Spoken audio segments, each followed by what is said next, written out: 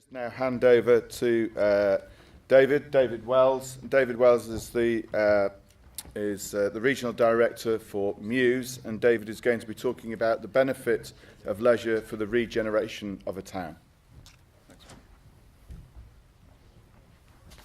Apparently to about half the audience, people decided it's time for a comfort break. Thanks very much. If I can make this work. No, wrong one. There. So I'm going to talk a little bit about the benefit of leisure on regeneration in town centres.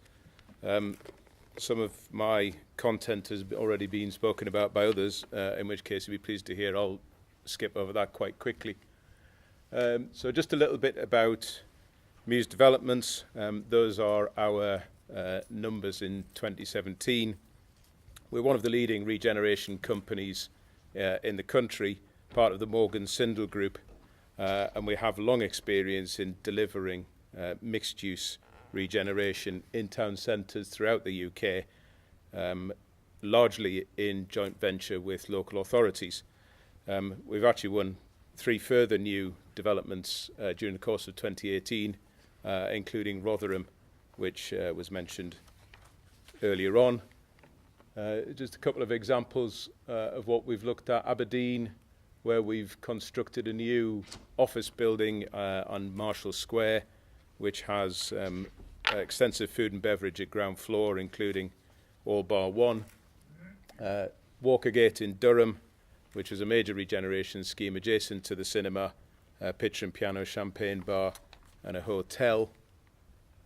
Stockport, which George mentioned earlier on, and hopefully many of you will have walked through, just as a great example of placemaking, fantastic public realm, and working with a very good council. I had to say that. It is true, yeah, sorry George. And Warrington, where we're currently on site again in a joint venture with Warrington Council, where we have a 13-screen Cineworld, which is on site, and where we are currently marketing the food and beverage and retail element. So, as Mark mentioned, and as we all know, there have been a number of retail woes over the course of the last 12 months or so, which means that the previous basis of regeneration in town centres, which might well have been retail-led, doesn't really work so much anymore. Shop closures, the pressures of online, changing shopping habits, all of which Mark talked in more detail about, all of these have had impacts on town centres throughout the UK, but I think particularly in relation to some of our smaller towns. So retailing has become much more focused on major centres, whether those are in city centres or in out of town. Trinity Leeds is a great example of how visitors are looking for more than just a retail offer. They have a large offer for film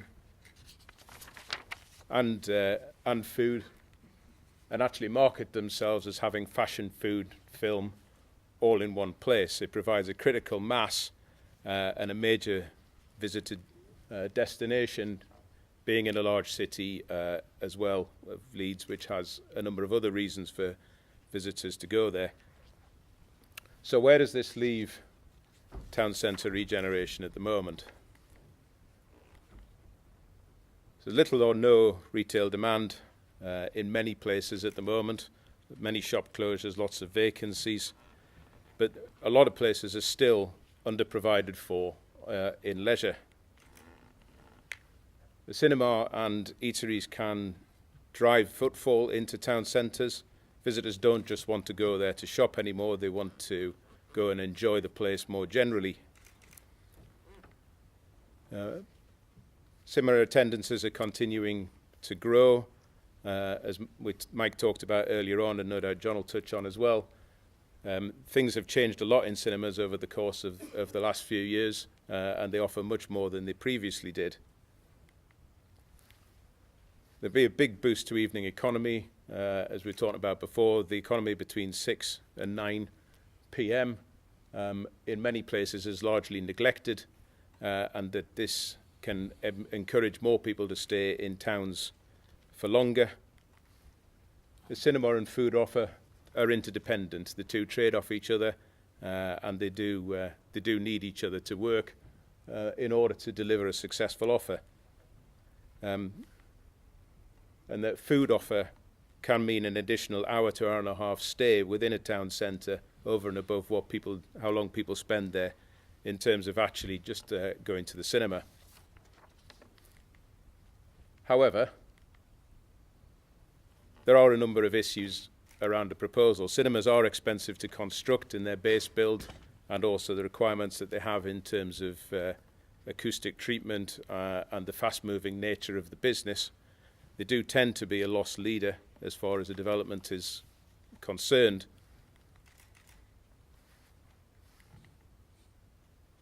And the food and beverage market has also not been without its issues over the last few years, again, well documented. However, I think largely that doesn't reflect the underlying market. There have been a lot of issues with venture capital purchases of businesses, over expansion, not really understanding the fundamentals of the business itself. And so there's still a strong F&B demand, I think, in most places, particularly those areas where there's very little provided for currently. But what that does mean is that there's generally a requirement for council support in terms of bringing forward a number of these schemes. So local authorities are increasingly providing financial support to schemes through a number of different means. The RAP lease, where the council enters into a lease on the whole of the development and deals with the subletting of the cinema and the food offer once a certain pre-let level has been achieved. Council's covenant generally results in a lower rent due to the improved yield, meaning that actually a profit rent can be collected by the council to use to support other services. Public Works Loan Board borrowings is another method where the council can borrow at a pretty preferential rate, and that again generates a profit rent through the yield differential between the council's borrowings and the rent which is they are collecting.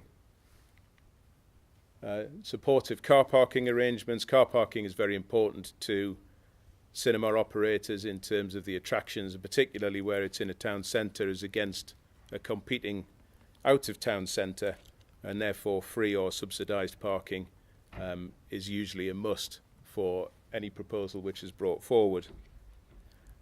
As we've talked about previously, investment in the place, not just in the box, is very important as well. And of course, finally, selecting the correct development partner. So these are schemes where Muse is currently involved, where we have cinemas, all of which we're progressing well, talking to operators on. Wynn's already talked a little bit about Dartford. I'd just like to pick up a little bit on South Shields. So South Shields is at the mouth of the Tyne. It's about 10 miles from Newcastle, about 25 minutes on the metro, and probably most famous for being the end destination for the Great North Run.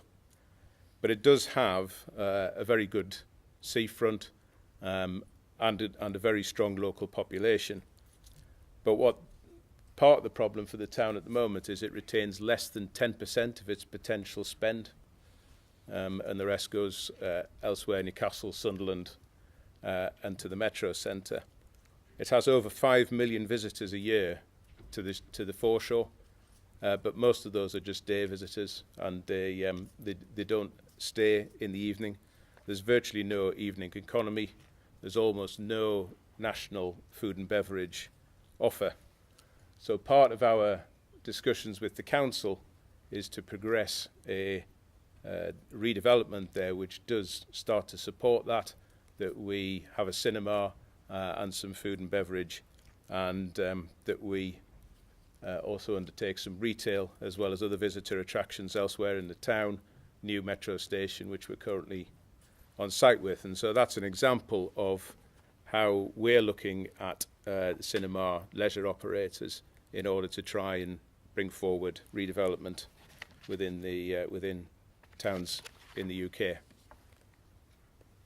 So that's me. Thank you very much for your attention, and I will happy to take questions later on.